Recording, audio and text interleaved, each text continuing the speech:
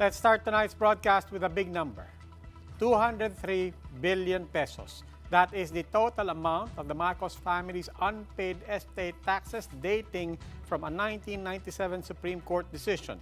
Recall that the BIR had confirmed that they had indeed asked the Marcos heirs to settle their liabilities back in December 2021. Prior to this, the Marcos Jr.'s camp had claimed that the BIR and the PCGG had agreed to wait on a decision before making any collection. The PCGG is denying this.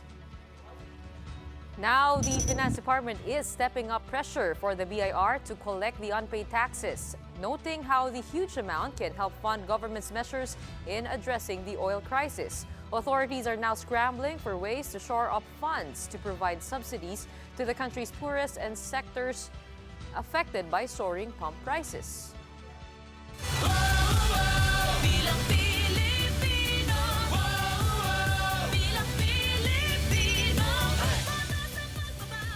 Time for today's biggest headlines. I'm Gretchen Ho. I'm Robbie Alampa. You're watching The Big Story. Let's start with the Finance Department, now pushing the BIR to collect the Marcos family's yet-to-be-settled estate taxes. Those liabilities amount to 203 billion, an amount which may go a long way in funding subsidies for those heavily battered by the oil crisis. Ryan Ang with The Big Story.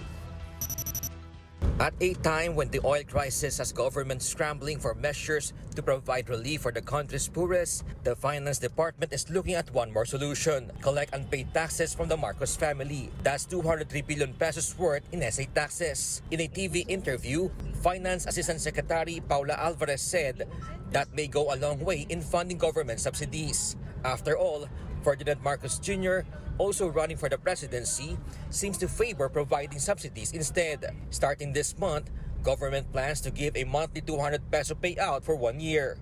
Continue to collect the excise tax, but provide an oil subsidy. But when asked about their tax liabilities, Marcos Jr. says the matter is now mixed with fake news. There's a lot of fake news involved there. Let's leave it to the lawyers to discuss it. Because yung mga the so-called facts that they quote are not facts at all.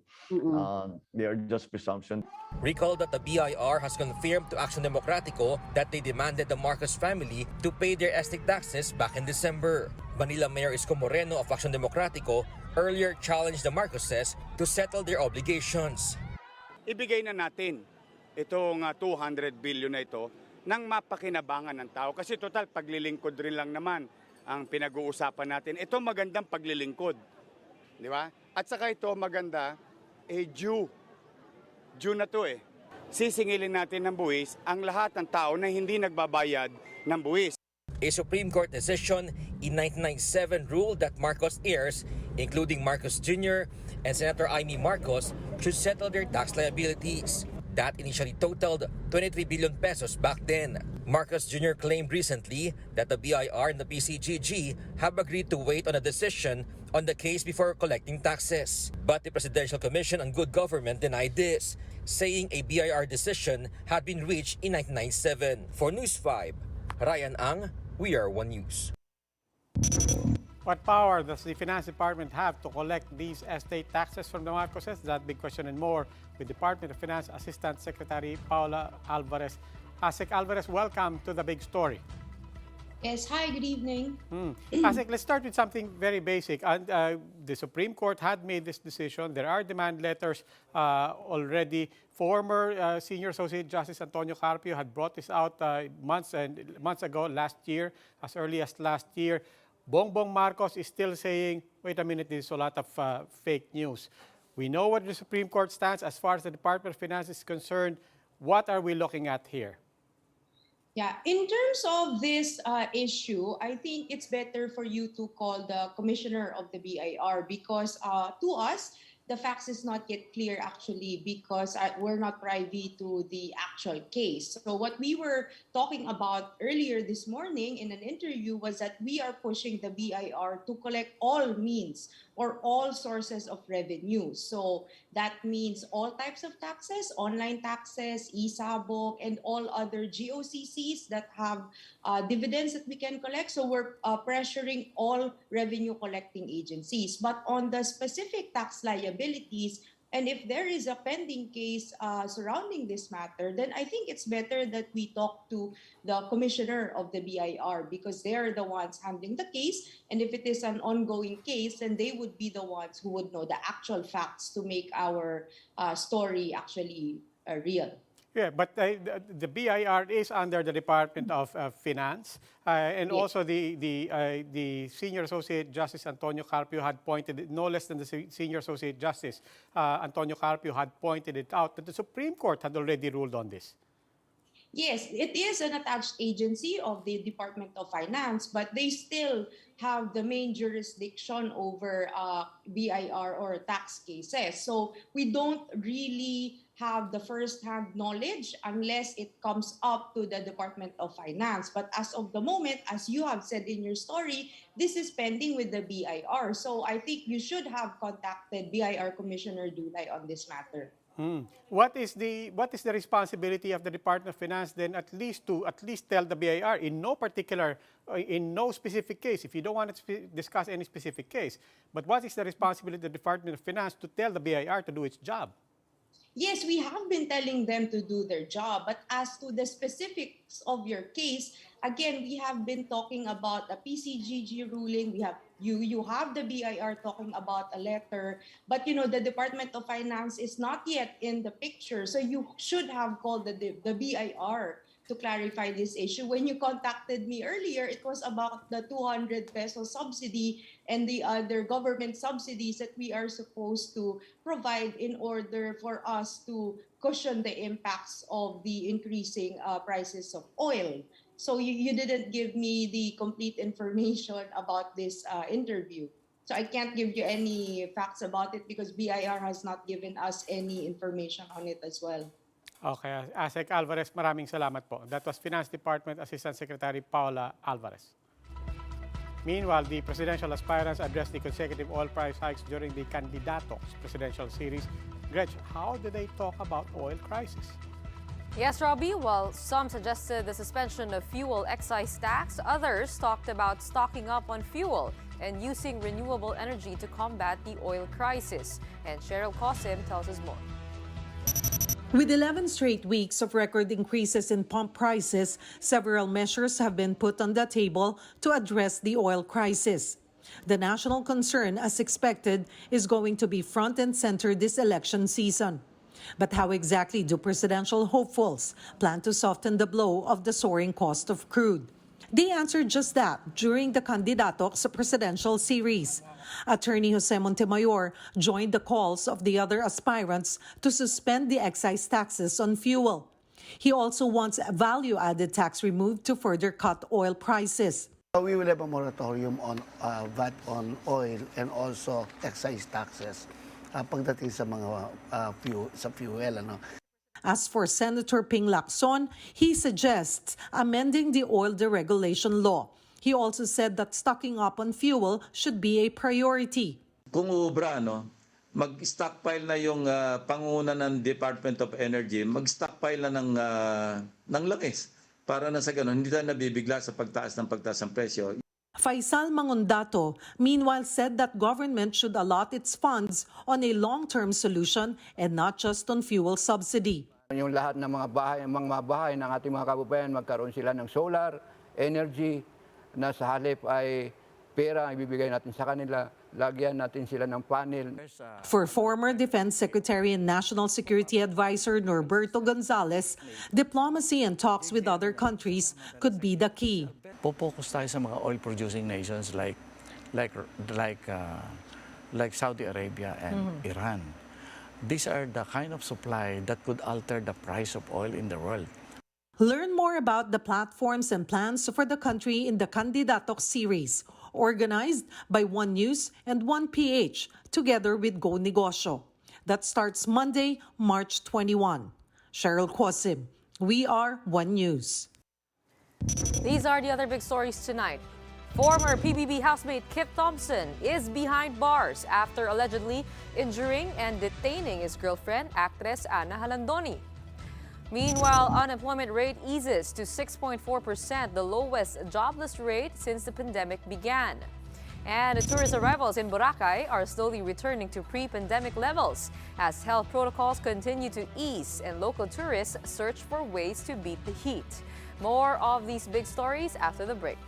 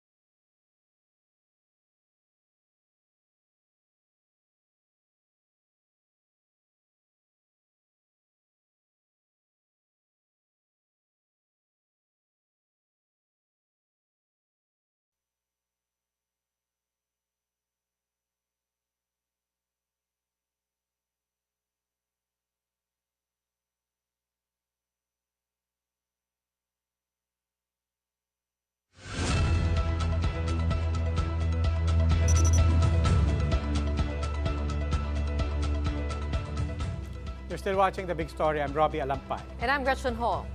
Summer has begun, and with more areas now under alert level 1, tourist arrivals in Boracay are slowly returning to pre-pandemic levels. More local tourists are filling up the hotels in Boracay, but the tourism department hopes to see more foreign visitors by April. Shaila Francisco is reporting to us live from Boracay. Shaila, kamusta sa Boracay? Gretchen, Robbie, as you can see, even at night, there are many tourists in the island of Boracay. Business owners say arrivals are almost getting back to normal. From the airport to the jetty port and all the way to the island, there's no denying tourism activity is almost back to normal in Boracay. Some hotels are even fully booked. After all, who would want to miss out on Boracay's famous white sand beaches and beautiful sunset? We have never been here before, and we wanted to come and see the beach. I love the ocean and the sand, and I see it's fairly clean, it's nice, so I'm happy. From March 1 to 15, arrivals neared pre-pandemic levels at almost 70,000. But it's mostly domestic arrivals. With the country opening its doors to vaccinated foreigners by April, the hope is that foreign visits will catch up. Isa rin yun siya sa mga hinihintay natin. Base rin kasi sa resiliency and recovery plan natin, dun rin naka-state that as long as wala po yung foreign tourists natin, hindi po talaga tayo makaka-recover. Now that the clan is under alert level 1, all activities are allowed like this paddleboard, which is a hit among tourists. You have to wear a life vest, but you can opt to not wear face masks as long as you do water sports. Add to that, the local government had just lifted a curfew and liquor ban on the island. A welcome development, especially for businesses. Ngayon, nabuhay na naman ang Boracay. So, lahat na negosyante, siyempre yung mga empleyado nila, lahat na nagtatrabaho. At masayang-masaya kami. Ang hinahanap talaga ng turista sa Boracay, unang-una, nightlife. The tourism office is also focusing on family-centric activities such as art lessons, yoga, bike tours, and food crawl. Gretchen, Robbie, those interested to go to Boracay must fill out a health declaration card to get a QR code, which will then be presented at the airport and the ports. Hotels are now also offering up to 50% discounts in accommodations. Gretchen, Robbie? Thank you for those updates from Boracay. That was Shaila Francisco reporting live. Apart from Boracay, across the country, more and more Filipinos are also finding jobs. Unemployment rate has slightly eased in January. It fell to its lowest share of joblessness since the pandemic started. Another big number tonight, in fact, is 6.4%. That's the country's unemployment rate in January 2022, a slight drop from the 6.6% recorded in December last year, and an improvement from the 8.8% recorded at the start of 2021. The Philippine Statistics Authority says 2.93 million Filipinos are unemployed. Malacanang is attributing this to government's effective calibration of strategies and with the country's shift to the alert level system.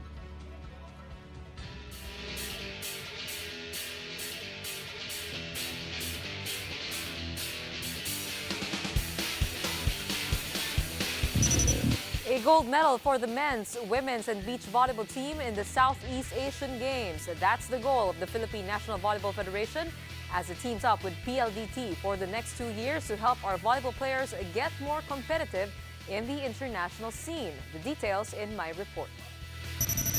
The country's volleyball squads are scattered across the globe as they gear up for the Hanoi Sea Games. The beach volleyball team is already in Brisbane, Australia for a 15-day camp, while the men's indoor pool is off to Qatar. The women's indoor team is headed to powerhouse Brazil. For mainstay Abby Maranyo, this will be the team's chance to learn from one of the Olympic greats. Pagdidiktikan talaga namin yung ensayo. Pupukpok talaga kami ng ensayo doon kasi iba na to, ibang klase ng volleyball knowledge yung makukuha namin from Brazil. The men's squad is eyeing for gold this time after copping silver in the 2019 Southeast Asian Games. We're very excited na, alam mo yun, yung nasimulan namin noon magtuloy-tuloy. And yun na nga, yung chance namin this year, tas mag-SEA Games na naman. So etong Qatar namin talagang take advantage namin to. The Philippine National Volleyball Federation is teaming up with PLDT for 2 years to help grow the sport.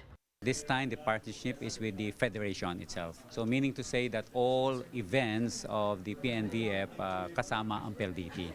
PLDT hopes to bring with it its wealth of experience, backing various sports in helping national volleyball teams make it big internationally. We're very happy to support PNVF. All I'm asking for them is to really focus on the training, try their very best, and place a team.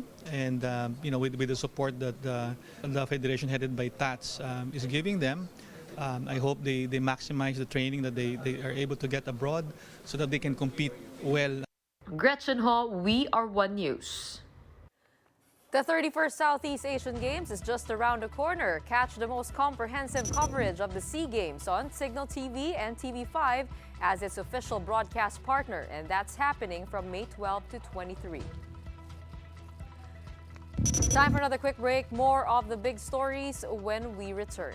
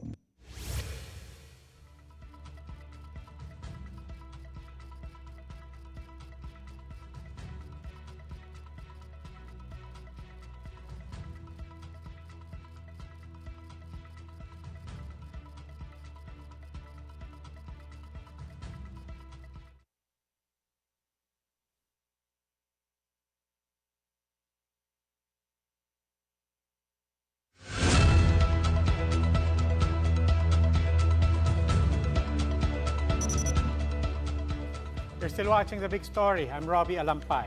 And I'm Gretchen Ho.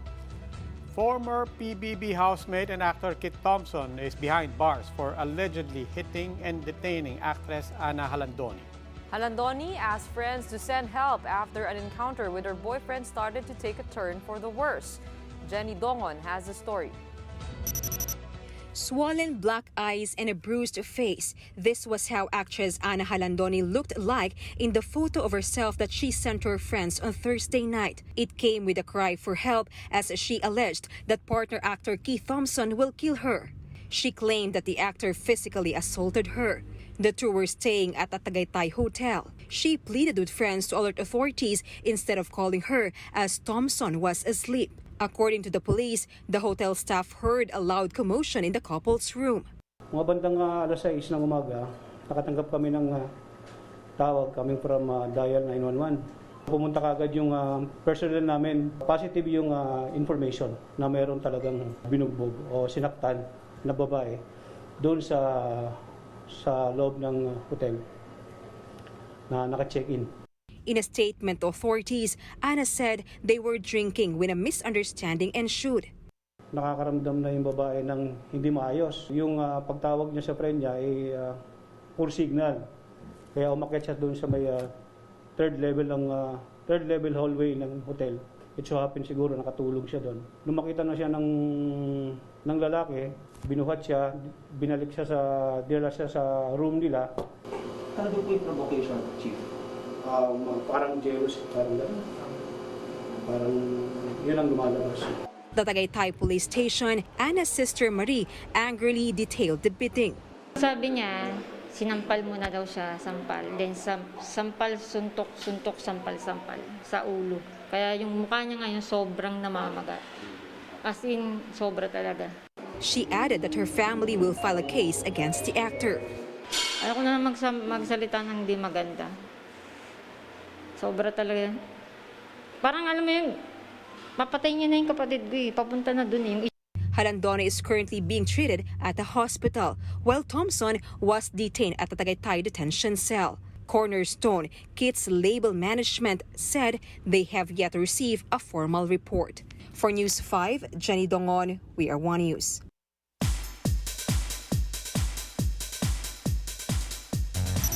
Legends only indeed. Singer and actor James Reid's newest music video, Hello 2.0 Legends Only, just dropped. And it boasts of a star-studded roster of cameos, including social media duo Rance Kyle and Yana. K-pop group Momoland's Nancy also joined the fun. Filipino love team Liz Can also took part in the video as well. Remember the OG F4 member Vanessa Wu?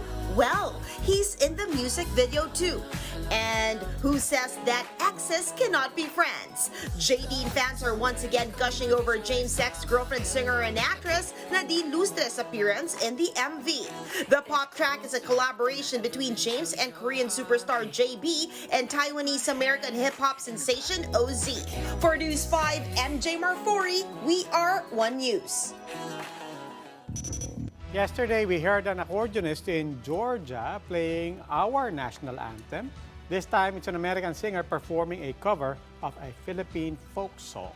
Singer Lauren Paley, known as the Stairwell Siren online, released a video of her version of the lullaby titled Ili Ili Tulog Anay from the Panay Island. Lauren's rendition is part of her video series called The Creepy Stairwell Songs, where she performs haunting versions of songs requested by TikTok users. Her version of the Filipino lullaby has earned praises from Filipino fans. Lauren's video on Facebook has earned more than 2.3 million views, more than 111,000 reactions, and 2,500 comments. The lyrics of the song translate to something along the lines, "Sleep, little one, your mother is not here because she's out buying bread." Let's hear this hauntingly beautiful rendition.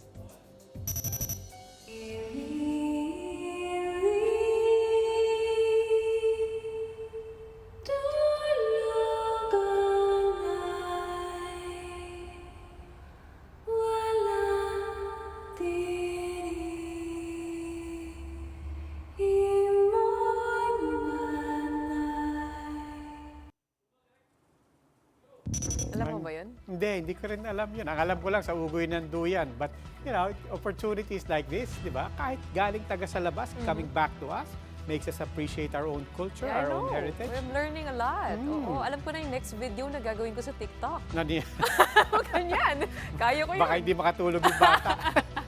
Galing-galing talaga. Nakakatuwa naman na Filipino pride. And syempre alam natin, sa TikTok talagang maraming Pinoy. Kaya let's have more of those content. Well, that wraps up today's Big Story. Catch us again on Monday, 8 p.m. on Signal Channels 8 and 250. Please like our Facebook page, One News. For more in-depth analysis, visit our webpage, onenews.ph. Mask on. Wash hands. And stay safe, Philippines. I'm Robbie Alampay. And I'm Gretchen Hall. We are One News. Have a happy weekend.